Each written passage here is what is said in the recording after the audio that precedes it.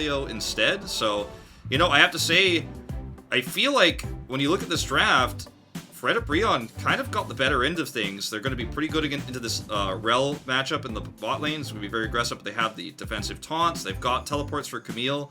I think the big worry, I guess, is making sure they don't overextend, right? Over-teleport into this Mordekaiser, because he's just so difficult to kill. If you spend too many resources there with the comp you drafted, you might find yourself falling behind. Yeah, very true. I mean, certainly some comfort on the side of Afrika, so maybe they can use that to try to roll this into a nice little early game, especially the Orianna for Fly. He's been looking better on that than anything else amongst not having too much success as a team, so maybe he can just have a big pop-off moment. But either way, guys, we do have the Rift coming at you right now as we do hop onto it for game number 1. Is going to play out as well.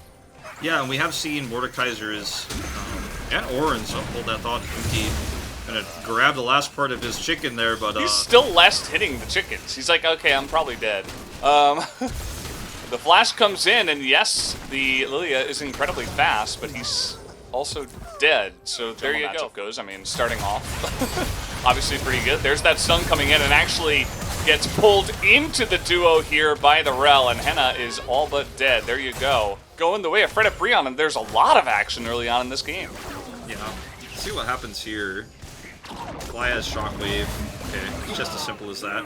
To fight against the Camille, because he was just going to be hounded down otherwise. But getting himself into that position, yes, was very unfortunate. And here is another big taunt coming in from Delight. Gets the two of them. They really want to get the kill onto Bang. Here's going to be the sleep. Trying to set up the damage. That will be pretty easy. Now they're looking for Lehens. And that will also be alley-ooped over to state towards the red side turret. So you get to come in there. In the longer fight, when you have that Lilia gank, which comes in so quick, because she can roam so fast, you actually get so much damage done.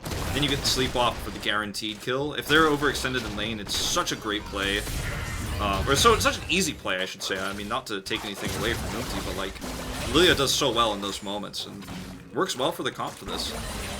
Yeah, it was a greatly timed gank as well, because both of them still didn't have their summoners from the early, 2v2 kill that they got earlier on. So nicely done there. I feel like a bunch of these players in the lanes maybe not giving enough respect to, their positioning, the certain situation regarding their summoners, and where the enemy jungler could be.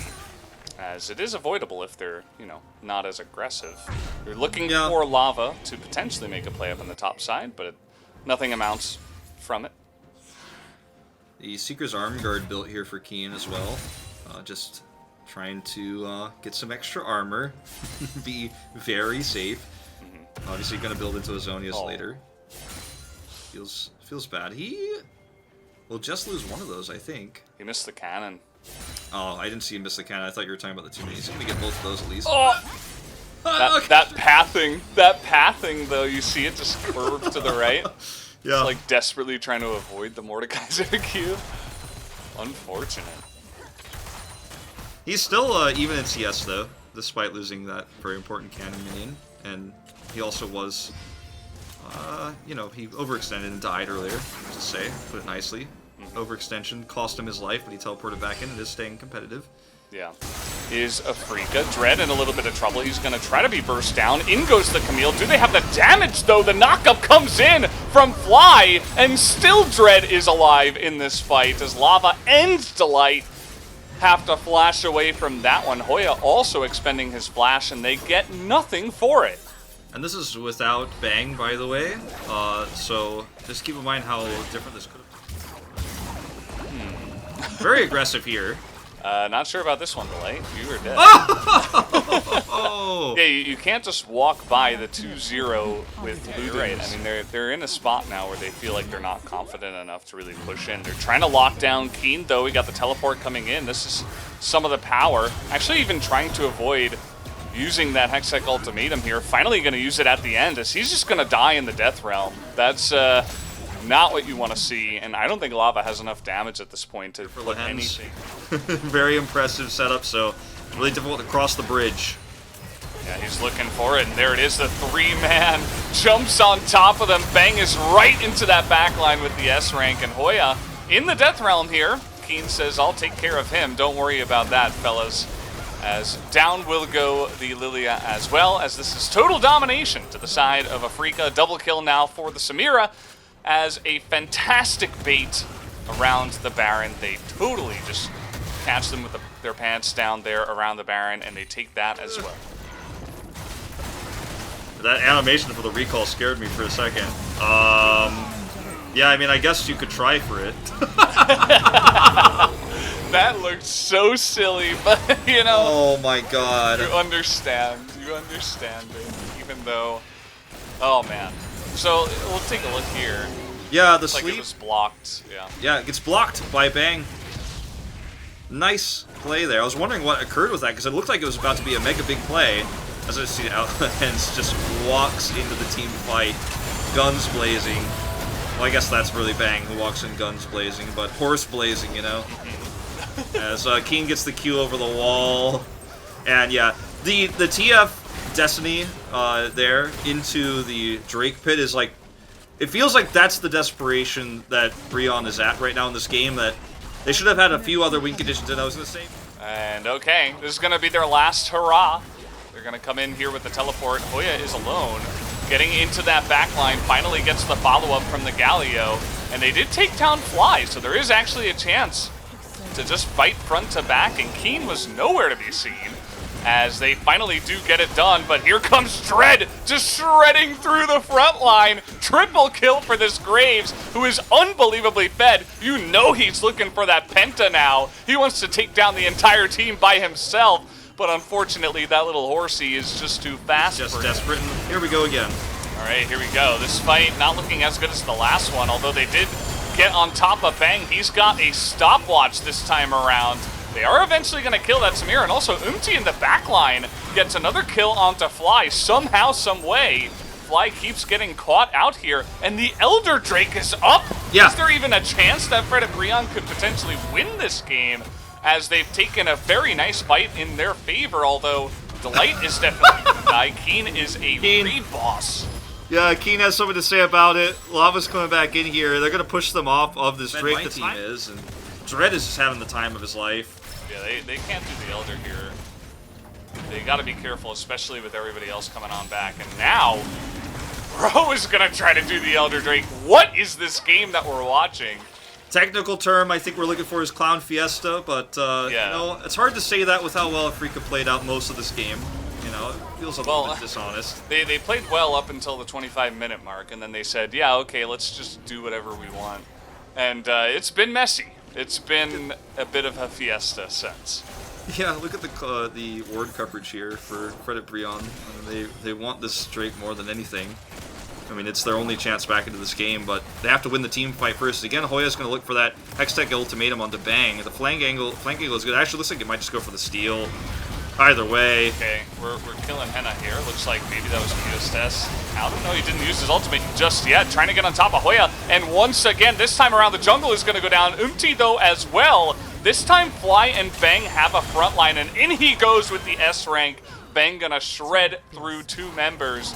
As Lava over the wall here, unfortunate red card means that he is dead, and that is going to be the end of this game, finally. On those Drake fights there for the Elder Drake, but not going to be able to stop Afrika Freaks in the end. Everybody is just too fed. Mordekaiser ending the game with a 4-1-5 scoreline. Again, the perfect counter pick to the Camille, and there was just too many resources committed to him early.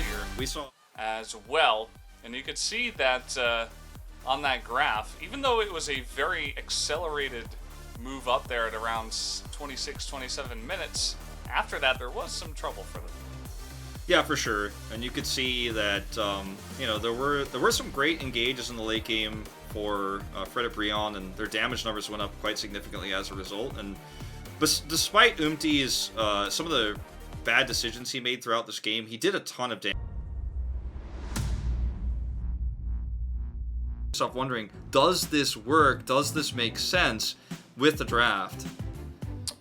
Well, I think he's going to have to get some pretty good ganks off early on in the game, right? Pantheon does have that pretty amazing kind of gank set, or utility kit, I suppose I should call it. But as you mentioned, it's going to be rough to gank for the Corki. You can kind of just be pushed away by the Scatter of the Weak. Gnar, unless he's in Mega Gnar, is going to be very hard to lock down the cannon. And, maybe they'll look bot lane. Perhaps they can take advantage of Seraphine. Otherwise, as you mentioned, I do kind of agree that Afrika are looking pretty good with this draft. As looks like we're just about ready to jump onto the Rift. Let's do it for Game 2.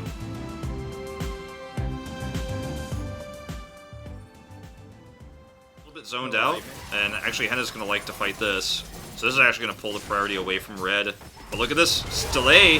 Oh, coming on in, but a 3-man charm comes out, and a big blast plant is going to get fly over the wall here in a bit of a precarious situation. But look at the 2 members of Bro up here. They're just getting hunted down by the Kaisa as the cleanse comes in. No execute onto Bang from... Oh, Delight is way out of his league trying to grab that ward. He gets the grab at least on the Bang, but I don't know if Bang really cares. Here's Empty.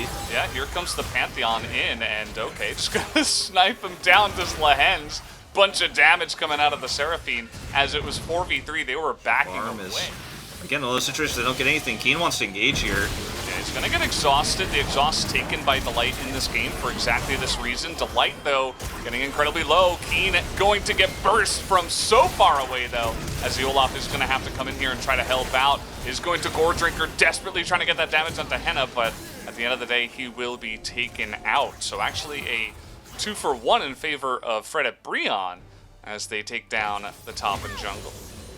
I can feel Chronicler's frustration for the Afrika roster's mid to late game woes from here, Oh, we're having a lot of action, actually. Hoya's going to have to hop away. We got Umti doing a lot of damage in the front line. Bang and Lahen's trying to deny this Rift Herald take from going down. It looks like they will be successful and should even take it themselves, potentially.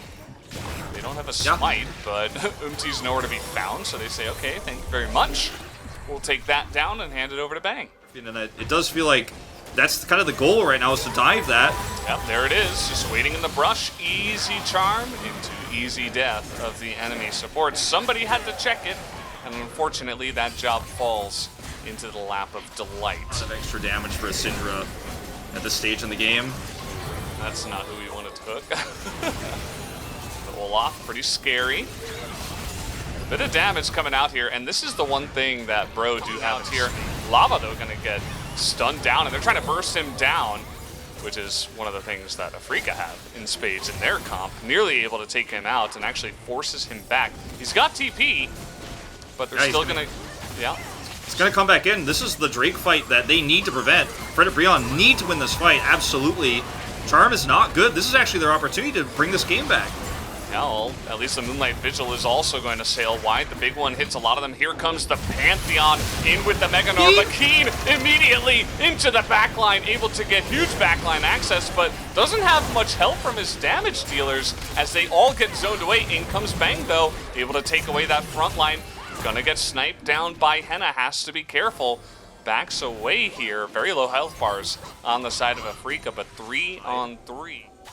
Uh-oh, looking for a big flank. Is kind of all by himself here. Thankfully, he is Pantheon, as he has that big shield and actually nearly goes down. But thankfully, that Lantern is there on time. Delight saving his life at that point in time. Lands so close to getting Moonlight Vigiled and killed just straight from that one ability. Pantheon can come right back into this. You gotta be careful.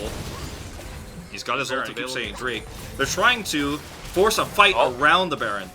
Okay, Delight has to flash out of that as he got rooted by Lahens. And here we go, this is one way to force a fight, right? You turn off of the Baron.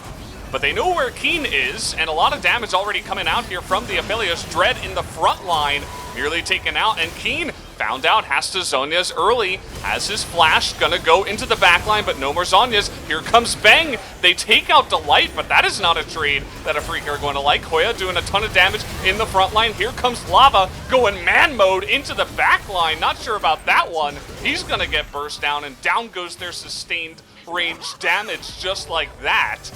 And there's the route onto Umti, now trying to get that kill, and he will, but at the end of the day, this will be a nice fight for Afrika as they'll look to pick up the ace by taking down Hoya right here. And there's no way for him to get out. A triple kill at the end of the day for Bang. I thought Bang was actually going to consider going in there. Saw him charge up, but not going to make that silly mistake. I think it would have been. Just play it safe. You've got Baron and Elder. Bang, a very important piece of the puzzle right now. 6-0 and 5 with 3.5 items. They would love for him to just hop into a team fight and blow everybody up at this point in time. And he's certainly built to do exactly that. Yeah, I think Fred and Brion are pretty happy with how slow and safe they're playing it on the other side of things because they need to buy time for that Baron buff to expire. So maybe they can win that next fight with the extra poke. I mean, this is siege damage they have defensively with Lava. They're just going to start to stack up here. So hard for Afrika Freaks to end this game right now. They're giving them a lot of space. You know, they don't want to get engaged upon here to Fred and Brion, so they say, well, we got to kind of hand you the 2 inhibitors for free. Those inhibitors, but engaging in the base is just another problem entirely. Like, it's just so difficult for them to do it. That's why they have to play so careful and safe here, because one misstep and Fred and Brion brings us to a game 3. Oh, well, they're going to pretty confidently move into the top side here and take down this turret at least. Fred and Brion still giving a lot of room. And kind of reminds me of the other game we had where it's like either you fight at the Baron or you try to fight at your Nexus turrets. And I think that's the kind of what they've chosen here. They want to fight at the Nexus turrets, hold on to their base, play for a supreme late game. But a lot of poke already coming out here. The Mega Gnar running out of time, and they're still almost about to take down this inhibitor. Looks like just a couple more autos. I think you have to fight on Nexus turrets here if you're Fred and Brion. I mean, that's your best hope. You cannot. Umti, I don't know about this one. Yeah, Umti forces this fight here. He is kind of all alone, finally able to take that lantern as he nearly still goes down, kind of burning there at the end. Trying to find an opportunistic moment to catch someone out. But huge shields now coming out here, able to get on top of Hoya. There goes the Pantheon into the backline, but also is the Kennen. And into the backline he goes, but Lava gets a huge amount of damage, shreds through that backline, and Bro may have just held on. Lahen's just barely able to take that kill down, but now it's only Dread who's going to have to try to run away from this one. But there is no escape, and that is an ace here for Fred and Brion. This is exactly what I'm talking about. You fight on Nexus turrets. You fight as they're in your base, right? You don't try to fight on this is the fight to decide the game, very likely. And for the first time on an objective, Afrika Freaks do not have control of the Drake Pit. There's no teleports available. They teleported to try to fight the Elder Drake rather than go for the base. No steal available, but Umti's probably dead. So at least they get the Pantheon here. And, well, actually trying to get onto Bang. That was a little bit scary with the Elder. You could have potentially executed him. But this was desperation. They're going to lose one Nexus turret just like that.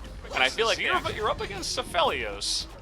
And he can shred some minion waves pretty fast as well, especially with the right weapons. But they're going to wait. Here we go. Fight on this Nexus turret, it looks like. Yeah, I mean, I think that's their best fight. Just again, Umti's going to try to ult from behind. Okay, they're going to push out of the base here. It didn't work this time. Ults in, the Mega Gnar gets 0 value. Hopping forward, no ultimate used. And Afrika's disengage there is perfect. So good. So well done. Now they can get the second inhibitor. The top inhibitor is being pushed down by a million minions. Baron buff for 30 seconds. Take a look at this Cephalios damage, though. It's insanity. That was like 3 autos. Take a look at all of their health. It's so rough, and that's not even factoring the Corki. Uh-oh, Keen. Oh, he's doing a lot of damage himself, but he's still got to get out of there. I don't know about this one. Oh, Lava gets caught out on the top side. Bang able to execute, and this is what you wanted. They finally get that charm with Lahen's as well, and that should be the end of the game here. Henna not able to flash away and get anything done, and Hoya, it will be the same for him. And in 40 minutes, you know, it looked kind of close. It looked like that super late game we were talking about could potentially come through, but not this time around. Afrika will pick up the 2-0. What a beautiful game of League of Legends, though. Just not able to get enough of a front line in front of him, and not really able to have that front-to-back team fight. that he would have loved to have. You see that the most damage in the game goes to the Corki. I don't think that's a surprise to anyone. Everybody remembers Corki Ezreal meta, where it was just like, okay, I mean, Corki Azir, of course, in the mid lane. It was just tons of damage.